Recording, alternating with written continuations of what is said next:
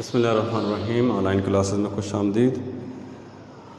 آج ہم first year یعنی سال اول کے ایک بہت اہم سوال پر گفتگو کرنے والے ہیں، جو کہ آپ کے انشائیہ پیپر میں سوال نمبر 6 ہوتا ہے۔ اس میں دو چیزیں ہیں، مکالمہ اور روداد۔ مکالمہ اب کیا ہے؟ دو یا دو سے زیادہ افراد کا کسی ایک موضوع پر گفتگو کرنے کا عمل مکالمہ کہلاتا ہے۔ یعنی دو یا دو سے زیادہ لوگ جب کسی ایک موضوع پر گفتگو کریں گے تو اس کو مکالمہ کہتے ہیں۔ مثال، دو دوستوں کے درمیان مہنگائی کے عنوان پر مکالمہ، یا دو دوستوں کے درمیان تعلیمی مسائل کے عنوان پر مکالمہ، یا دو دوستوں کے درمیان موسمی صورتحال پر مکالمہ۔ ہم جب بیٹھتے ہیں تو کسی نہ کسی موضوع پر بات چیت کرتے ہیں، تو وہ جو دو دوستوں کا یا دو لوگوں کا آپس میں گفتگو کرنے کا عمل ہے اس کو مکالمہ کہتے ہیں۔ اور اس کو جب آپ تحریر کرتے ہیں تو کوئی سے دو فرضی نام لکھتے ہیں اور پھر ان کے درمیان گفتگو لکھتے ہیں۔ تو اس کا میں آپ کو بتاتا ہوں۔ روداد آنکھوں دیکھا حال، آپ آسان سے آسان لفظوں میں یہ سمجھ لیجیے۔ مثال، اسے انگریزی میں رپورٹنگ کہتے ہیں کہ جب کوئی صحافی حضرات کسی سیمینار میں شرکت کرتے ہیں یا کسی میچ کو دیکھتے ہیں یا کسی اجلاس میں شرکت کرتے ہیں یا کوئی حادثہ دیکھتے ہیں تو اس کی ایک رپورٹ تیار کرتے ہیں اور پھر اس کو شائع ہونے کے لیے بھیج دیتے ہیں کسی اخبار میں۔ تو وہ ہر چیز کا حوالہ دیتے ہیں، وہاں جس طرح کی جگہ تھی اس کا حوالہ دیتے ہیں، جتنے لوگ موجود تھے اس کا حوالہ دیتے ہیں، یا کسی محفل میلاد کا ذکر کر رہے ہیں تو جس طرح اسٹیج کو سجایا گیا، کون کون سے لوگ مدعو کیے گئے، تقریب کا باقاعدہ آغاز کیسے ہوا، تقریب میں کن کن نعت خوانوں نے اپنا ہدیہ عقیدت پیش کیا، اگر کوئی خطیب ہے تو اس نے خطاب کیا کیا اور اس خطاب میں اس نے جو کچھ کہا اس میں سے دو چار جملے، دو چار باتیں، پھر اس تقریب کا اختتام کیسے ہوا، تو یہ ساری باتیں۔ تو آنکھوں دیکھا حال لکھنے کو کہتے ہیں روداد، اور دو لوگوں کے درمیان گفتگو کو کہتے ہیں مکالمہ۔ یاد رکھیے، آپ کے امتحان میں یہ دو ہی چیزیں آئیں گی، لیکن کسی ایک کو آپ نے حل کرنا ہے، دونوں نہیں لکھنے۔ سوال اس طرح سے آتا ہے کہ دو دوستوں کے درمیان مہنگائی کے عنوان پر مکالمہ لکھیے یا محفل نعت کی روداد لکھیے۔ تو آپ اب یہ بھی بالکل درست نہیں ہے کہ آپ صرف مکالمہ لکھ لیں، اور یہ بھی درست نہیں کہ آپ صرف روداد ہی یاد کر لیں کہ ہم نے تو مکالمہ کبھی لکھنا ہی نہیں ہے۔ تو اس بات کو آپ نے ذہن میں رکھنا ہے کہ ہم دونوں ہی چیزیں لکھنا سیکھیں گے، تاکہ ہمیں جب کچھ کوئی، اگر مثال کے طور پر روداد آپ نے یاد کی اور مکالمہ یاد نہیں کیا اور روداد مشکل آ گئی اور مکالمہ آسان ہے، تو اس لیے ان چیز سے بچنے کے لیے دونوں چیزیں ہی لکھنا سیکھیں، اور بڑا آسان ہے۔ مکالمے میں صرف دو چیزیں آپ نے ذہن میں رکھنی ہیں کہ مکالمہ ہو یا روداد ہو، آپ نے کم از کم 2 صفحات پر اس کو لکھنا ہے، 2 صفحات پر مشتمل ہونی چاہیے۔ مکالمے میں جب بھی دو دوستوں کا ذکر کیا جائے تو آپ نے کوئی سے 2 فرضی نام لکھنے، احمد، علی۔ سب سے وہ پہلے لکھیں گے احمد اور علی بازار میں ملتے ہیں، یا احمد اور علی جو ہے وہ کہیں پارک میں ملتے ہیں، تو گفتگو کا آغاز کیسے ہوتا ہے؟ اب احمد کہے گا السلام علیکم علی، علی کہے گا وعلیکم السلام احمد، احمد کہے گا علی تم کل کہاں تھے؟ تو علی کچھ دیر سوچ کر جواب دے گا۔ تو یہ جو کچھ دیر سوچنے کے بعد ہے، اس سے آپ قوسین میں لکھیں گے۔ یہ میں آپ کو سمجھاتا ہوں۔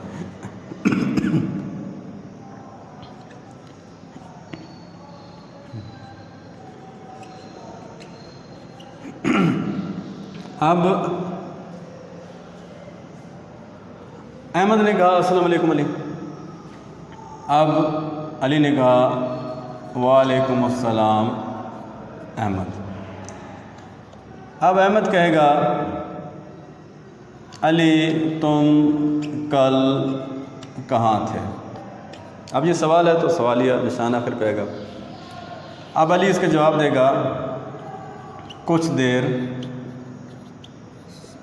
سوچ کر۔ تو یہ جو کچھ دیر سوچ کر ہے، اس کو قوسین میں لکھنا ہے، چھوٹی بریکٹ میں لکھنا ہے۔ کچھ دیر سوچ کر میں لاہور گیا تھا، تو اب یہ کچھ دیر سوچ کر اس نے جب کہا، یہ کچھ دیر سوچ کر اس نے کہا نہیں، یہ عمل ہے، تو اس کو آپ جو ہے یہ چھوٹی بریکٹ جس سے اردو گرامر میں قوسین کہتے ہیں، اس میں لکھیں گے آپ۔ اور میں لاہور گیا تھا، اس کی پورا جملہ ہے، اس کا جواب ہے۔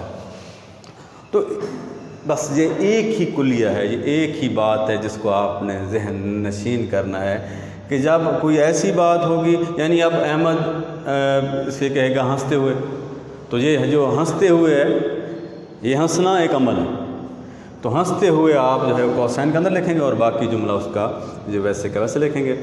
تو یہ آپ کے سلیبس میں جتنے 8-10 مکالمے ہیں، جب آپ ایک مکالمہ لکھنا سیکھ جاتے ہیں تو پھر جو ہے آپ سارے مکالمے لکھ سکتے ہیں، بہت ہی آسان ہے۔ تو اس کے لیکن یوں کہہ دینے سے آپ نہیں لکھ پائیں گے، آج آپ لکھیے گا۔ آج آپ دو دوستوں کے درمیان مہنگائی کے عنوان پر یا سگریٹ نوشی کے نقصانات کے عنوان پر مکالمہ، یا جو آپ کو عنوان بہتر لگے، انٹرنیٹ کے فوائد اور نقصانات پر جو کچھ بھی آپ لکھنا چاہیں تو اس کو لکھیے گا۔ اور اس کی طوالت، کیونکہ یہ سوال 10 نمبر کا ہوتا ہے، تو اس کو جو ہے 2 صفحات پر مشتمل ہونا ضروری ہے۔ اس کے لیے 2 صفحے کم سے کم آپ لکھ، اور بات کو آ کے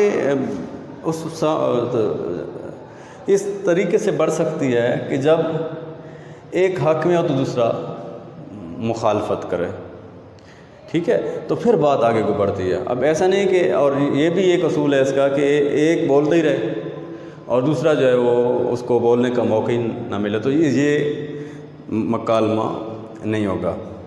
اس کو ہم مکالمہ 2 یا 2 سے زیادہ افراد کے درمیان، یعنی جتنا آپ علی کو موقع دیں گے بات کرنے کا، اتنا ہی آپ نے احمد کو موقع دینا ہے بات کرنے کا۔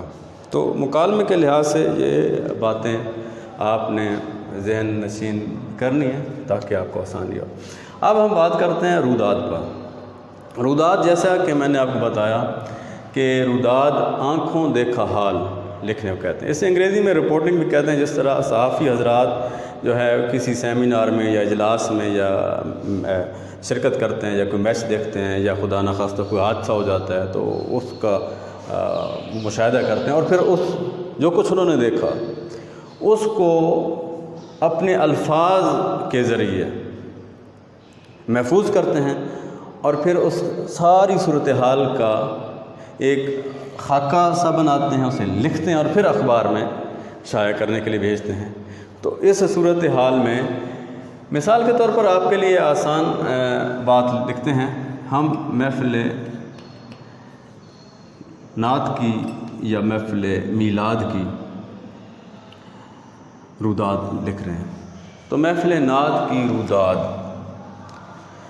تو محفل نعت میں آپ نے بھی شرکت کی ہے، میں نے بھی کی ہے۔ محفل نعت یا کسی کے گھر میں بھی منعقد ہو سکتی ہے، کسی مسجد میں بھی ہو سکتی ہے، اسکول یا کالج میں بھی محفل نعت کا انعقاد کیا جا سکتا ہے۔ تو سب سے پہلے آپ نے تاریخ اور دن لکھنا ہے کہ کس تاریخ کو کس جگہ پر محفل نعت کا انعقاد کیا گیا، پھر کن کن لوگوں کو مدعو کیا گیا، پھر کس طرح اسٹیج کو سجایا گیا یا کس طرح جو ہے کالج یا اسکول یا مسجد کو سجایا گیا، اس کا ذکر کرنا ہے۔ پھر کون کون سے نعت خوان مدعو تھے، کون کون سے نعت خوان آئے، کون سے خطیب آئے جنہوں نے خطاب کیا، اور پھر یہ چیز لکھنے کے بعد دوسرے پیراگراف میں محفل کا باقاعدہ آغاز تلاوت قرآن مجید سے ہوا، پھر نعتیں پڑھی گئیں، طلباء نے بھی نعتیں پڑھیں، پھر جو نعت خوان جنہیں دعوت دی گئی تھی وہ بھی آئے، انہوں نے بھی نعتیں پڑھی، پھر آخر میں کسی عالم دین کا خطاب، اور پھر جو ہے وہ گھروں کو روانی۔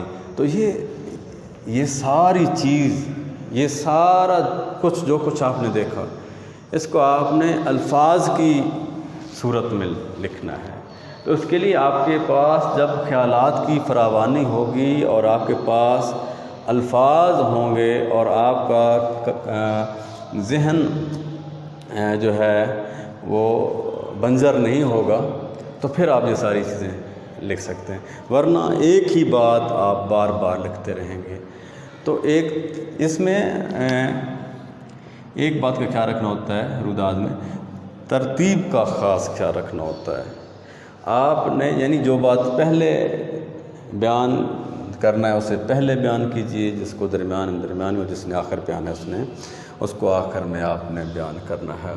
تو اس روداد میں اس ایک لفظ کو ذہن نشین کر لیجئے کہ ترتیب کا خاص خیال رکھنا ہوتا ہے۔ امتحانی نقطہ نگاہ سے اکثر بچے یہ پوچھتے ہیں کہ ہم مکالمہ لکھیں یا روداد لکھیں، تو اس صورت میں آپ کو بتانا مقصود ہے کہ جس طرح میں نے پہلے بھی آپ کو کہا کہ آپ مشق دونوں کو لکھنے کی کیجئے، یعنی جب آپ یاد کر رہے ہوں تو آپ مکالمہ بھی یاد کیجئے، روداد بھی یاد کیجئے۔ اس میں آپ کو اختیار ہے کہ آپ ایک چیز لکھیں، لیکن ضرور نہیں کہ آپ یاد ہی ایک کریں، بہت آسان ہے۔